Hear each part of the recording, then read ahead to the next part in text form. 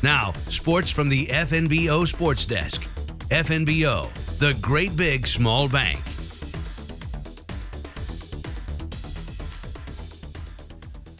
Hey, we got some home basketball highlights from the weekend. It was iffy due to weather, but the Scottsbluff girls and boys basketball teams finally, with their home openers on Saturdays, they hosted always tough St. Thomas More out of Rapid City. The Scottsbluff girls had lost Monday at Bridgeport and were hoping to avoid 3 straight defeats. The three-point line was the only thing keeping Scottsbluff in it in the first half. Peyton Berta, Anna Kelly, Taryn Spady, and Shea Willits combining to hit 5 threes in that opening half of action. Kelly knocking down a couple. Scottsbluff trailed by 12 at halftime. In the third quarter, it was the Reese Ross show for the Cavaliers. She scored 12 in the first quarter, and then in the third quarter, a pair of threes, then 3 two-point field goals, and the 6'1" Ross scored 12 more out of the halftime break. She finished with 27 points in the win. St. Thomas More victorious. The final was 59-34.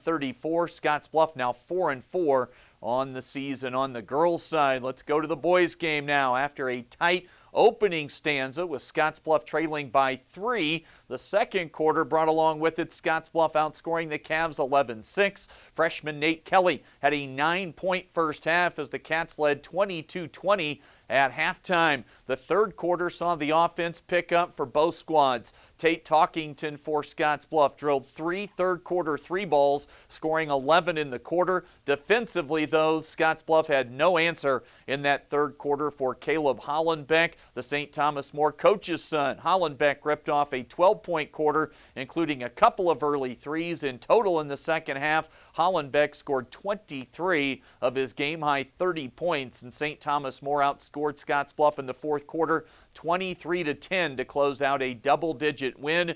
The Cats lose for the first time this season. Both Gearing teams lost games on Saturday on their trip to Ogallala. We'll have 2 games coming up tomorrow night involving both schools. The Gearing girls will head crosstown to play at Scottsbluff. We'll have TV and radio for that one. Meanwhile, the Scottsbluff boys head to play unbeaten Ogallala. We'll have that one radio only on 107.3 The Trail. There's no Cougar basketball until after the holidays pass, with both teams off until January 7th. Home action that day for both the women and the men's teams after the holidays. For the women right now, they are 10-4 with 8 of 9 in the win column. The Cougar men 7-4 with wins in 4 of their last 5 matchups. That should do it for today. The latest from right here at the FNBO Sports Desk.